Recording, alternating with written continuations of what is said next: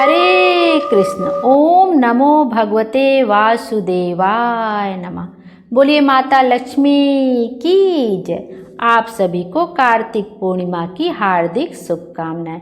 कार्तिक पूर्णिमा का दिन त्रिपुरारी पूर्णिमा और देव दीपावली के नाम से भी जाना जाता है। इसे देव दीपावली इसलिए कहा जाता है क्योंकि इस दिन देव लोग मिलकर दीपावली मनाते हैं और देव दीपावली पर इसी तरह अंधकार को दूर किया जाता है। जैसे दीपावली के दिन दियों का प्रकाश करके अंधकार को हटाया जाता है, वैसे ही देव दीपावली पर भी दियों का प्रकाश चारों तरफ किया जाता है। वैसे ही दियों की लड़ियां लगाई जाती हैं, चारों तरफ घर में दियों की रोशनी की जाती है और इस दिन भी माता लक्ष्मी का आगमन होता है और जिस घर में दियों का प्रकाश होता है माँ लक्ष्मी उस घर में जरूर प्रवेश करती हैं।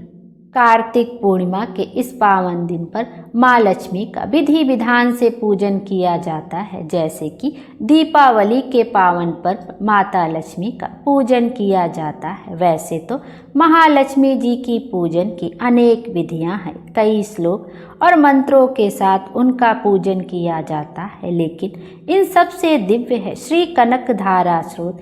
कनकधारा स्रोत का पाठ करने से माँ लक्ष्मी अत्यंत ही प्रसन्न होती हैं और हमारी सभी मनोकामनाएं पूर्ण करती हैं। तो हमें कार्तिक पूर्णिमा पर माँ लक्ष्मी का पूजन करके कनकधारा स्रोत का पाठ अवश्य ही करना चाहिए। इससे माँ लक्ष्मी की कृपा प्राप्त होती है और हमारे घर में सुख, ऐश्वर्य, ममता आदि माँ की कृपा हमारे ऊपर बरसती है। कनकधारा स्रोत की रचना आदि गुरु शंकराचार्य ने की थी। कनकधारा स्रोत में देवी के स्वरूप, उनकी कृपा, ऐश्वर्य, ममता आदि का वर्णन है। उनके इस रूप का बखान कर माता की कृपा प्राप्त करने की विनती की जाती है। पूर्णिमा के दिन कनकधारा स्रोत का पाठ एक बार जरूर श्रवण करना चाहिए। बोलिए माता लक्ष्मी की जय। आइए अब हम माता लक्ष्मी का ध्यान करते हुए कनकधारा स्रोत का पाठ करते हैं।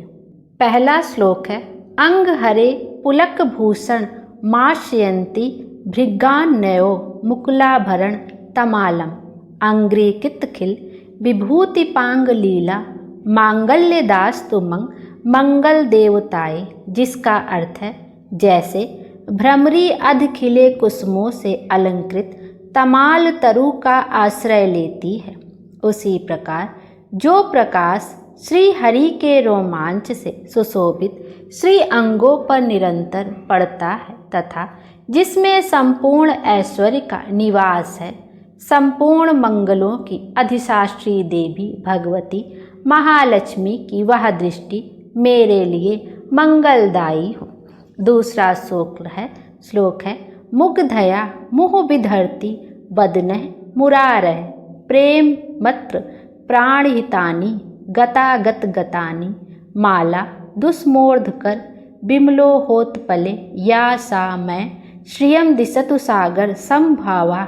जिसका अर्थ है, जैसे भ्रमरी महान कमल दल पर मंडराती रहती है, उसी प्रकार जो श्री हरि के मुखार बिंद की ओर बराबर प्रेम पूर्वक जाती है और लज्जा के कारण लौट आती है, समुद्र कन्या लक्ष्मी की वह मनोहर मुग्ध दृष्टिमाला मुझे धन संपत्ति प्रदान करे। तीसरा श्लोक है, विश्वामरेंद्र पद विभम्बदानंद क्षमानानंद हेतुरधिकम मधु विधि सोपि ईश्य सिदितु मयि क्षण मीक्षणम द्वामिंद्रवरोदर सहोदर मिंद्राय। जो संपूर्ण देवताओं के अधिपति इंद्र के पद का वैभव विलास देने में समर्थ हैं, मधुहंता श्री हरि को भी अधिकाधिक आनंद प्रदान करने वाली है तथा जो नील कमल के भीतरी भाग के समान मनोहर जान पड़ती हैं, उन लक्ष्मी जी के अधखुले नेत्रों की दृष्टि क्षण भर के लिए मुझ पर थोड़ी सी अवश्य पड़े। चौथा श्लोक है, आमि लिता क्षमद्यम मुदा मुकुंद मानंद कंदम निमेष मनंग तंत्रम आकेकर स्थित कनि निकपछम नेत्रम भूत्यम भवेनम भुजंगराया नमाया। शेष साई भगवान विष्णु की धर्म पत्नी श्री लक्ष्मी जी के नेत्र हमें ऐश्वर्य प्रदान करने वाले हों, जिनकी पुतली तथा बरौनियाँ अनंग के वशीभूत हों, अध खुले किंतु साथ ही निर्मेष आपलक नयनों से देखने वाले आनंद कंद श्री मुकुंद को अपने निकट पाकर कुछ तिरछी हो जाती हैं। 5वां श्लोक है। ब्राह्नत्रे मधुजिता छित कौस्तुभे या हारावली हरिनीलमयी विभाति काम प्रदा भगवतोपि कटाक्षमाला कल्याण भाहुत में कमलाया। जो भगवान मधुसूदन के कौस्तुभ मणि मंडित वक्ष स्थल में इंद्रनीलमयी हरावली सी सुशोभित होती हैं, उनके भी मन में प्रेम का संचार करने वाली है वह कमल कुंजवासिनी कमला की कटाक्ष माला मेरा कल्याण करें। 4था श्लोक है। कलाम्ब बुदाली लाली तो रोसी कैट भारे धराधरे स्फुरति या तड़िंग देवम मातो समस्त जगत माता महानी मूर्ति भद्राणी में दिशतु भार्गवंदनाया। जैसे मेघों की घटा में बिजली चमकती है, उसी प्रकार जो कैटभ शत्रु श्री विष्णु के काली मेघमाला के श्याम सुंदर वक्ष स्थल पर प्रकाशित होती है, जिन्होंने अपने आविर्भाव से भृंगवश को आनंदित किया है, तथा जो समस्त लोकों की जननी है, उन भगवती लक्ष्मी की पूजनीय मूर्ति मुझे कल्याण प्रदान करे। 7वां श्लोक है। प्राप्तम पदम प्रथमतः किल यत प्रभावना मांगल्य भांजी मधुमायनी मनम थेन मध्यापतेत दिहि मंथर मीच्छार्दः मंदलासम चा मकरालय कन्यकाया। समुद्र कन्या कमला की वह मंद अलस मंथर और अर्धुनिमीलित दृष्टि, जिसके प्रभाव से कामदेव ने मंगलमय भगवान मधुसूदन के हृदय में प्रथम बार स्थान प्राप्त किया था, यहाँ मुझ पर पड़े। 8वां श्लोक है। दधाद दयानुपौनो द्रविणामु बुधाराम स्मंग किंचन विहंगम शिशो विचक्षण दुर्गम धर्मपनीय चिराय दूरम नारायण प्रणयनी नयनाबुआवाह। भगवान नारायण की प्रेसी लक्ष्मी का नेत्र रूपी मेघ दया रूपी अनुकूल पवन से प्रेरित हो दुष्कर्म धनागम विरोधी असुर अशुभ प्रारब्ध रूपी धाम को चिरकाल के लिए दूर हटाकर विषाद रूपी धर्मजन्य ताप से पीड़ित मुझ दीन रूपी चातक पर धन रूपी जलधारा की वृष्टि करें। 9वां श्लोक है। इष्टा विशिष्ट मातयो पि यथा ययार्द्रदृष्ट्या त्रिविष्ट पपंदम सुलभम लभन्ते दृष्टि प्रहुष्ट कमलोदर दीप्ति रिष्टम पुष्टिकृपृष्ठ मम पुष्कर विष्टराया। विशिष्ट बुद्धि वाले मनुष्य जिनके प्रीति पात्र होकर जिस दया दृष्टि के प्रभाव से स्वर्ग पद को सहज ही प्राप्त कर लेते हैं, पद्मासना पद्मा की वह विकसित कमल गर्भ के समान कांतिमय दृष्टि मुझे मनोवांछित पुष्टि प्रदान करे। 10वां श्लोक है। गीर्दह वतैति गरुण ध्वजम भामनी नीति साकंभर रीति शशि शेखर वल्लभ भेति सृष्टि स्थिति प्रलय किलेषु संसिताय तस्य नमस्त्रिभुवनैक गुरोस्तरूपण। जो सृष्टि लीला के समय वाग देवता ब्रह्मा शक्ति सरस्वती के रूप में विराजमान होती तथा प्रलय लीला के काल में शाकंभरी भगवती दुर्गा अथवा चंद्रशेखर वल्लभा पार्वती रुद्र शक्ति के रूप में अवस्थित होती हैं।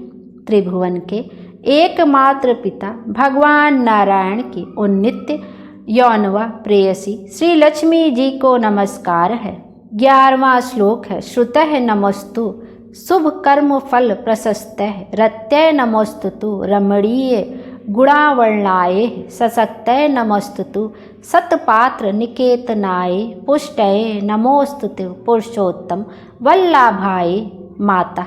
शुभ कर्मों का फल देने वाली श्रुति के रूप में आपको प्रणाम है। रमणीय गुणों की सिंधु रूपा रति के रूप में आपको नमस्कार है।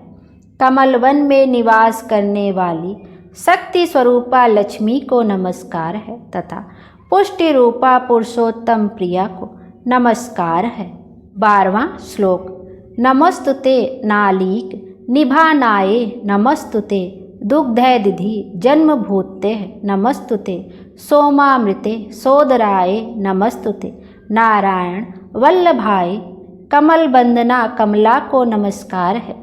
क्षीर संधु सभ्यता श्रीदेवी को नमस्कार है। चंद्रमा और सुधा की सगी बहन को नमस्कार है। भगवान नारायण की वल्लभा को नमस्कार है।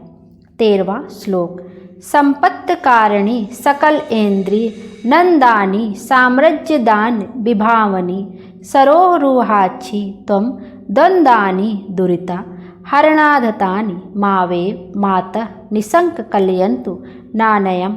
कमल श्रीदस नेत्रों वाली माननीय माँ, आपके चरणों में किए गए प्रणाम संपत्ति प्रदान करने वाले, संपूर्ण इंद्रियों को आनंद देने वाले, साम्राज्य देने में समर्थ और सारे पापों को हर लेने के लिए सर्वथा उद्यत हैं।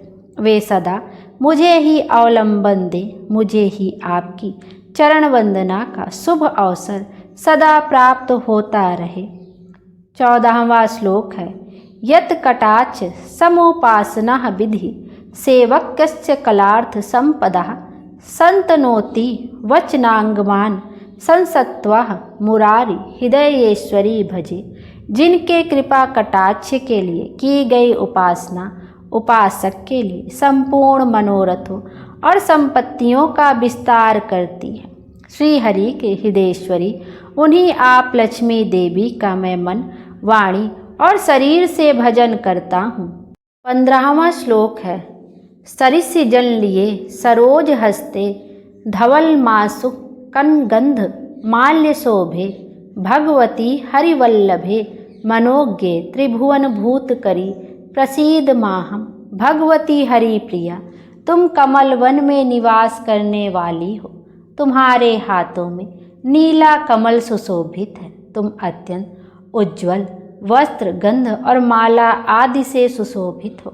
तुम्हारी झांकी बड़ी मनोरम है। त्रिभुवन का ऐश्वर्य प्रदान करने वाली देवी, मुझ पर प्रसन्न हो जाओ। 16वां श्लोक इस प्रकार है दग्धि स्तिमः कनक कुंभ मुखा वा सृष्टि सर्वाहनी विमल चारु जल प्लत्वा गीमा प्रातन्मामि जगतम जननी मशेष लोका निधान ग्रहणी ममृता पुत्रामी।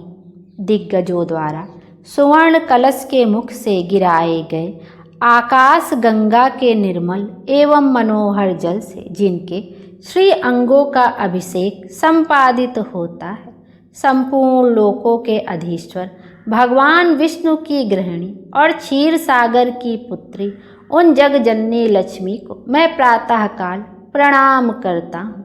17वां श्लोक कमले कमलाक्ष वल्लभे त्वं करुणापूर्तरं गत्रय पांगणे वालोकय माम किंचनानं प्रथम पात्रमं कृतं दयाया। कमल नयन केशव की कमनीय कामनी कमले, मैं अकिंचन दीनहीन मनुष्यों में अग्रण्य हूँ, अतएव तुम्हारी कृपा का स्वाभाविक पात्र हूँ। तुम उमड़ती हुई करुणा की बाण की तरह तरंगों के समान कटाक्षों द्वारा मेरी ओर देखो।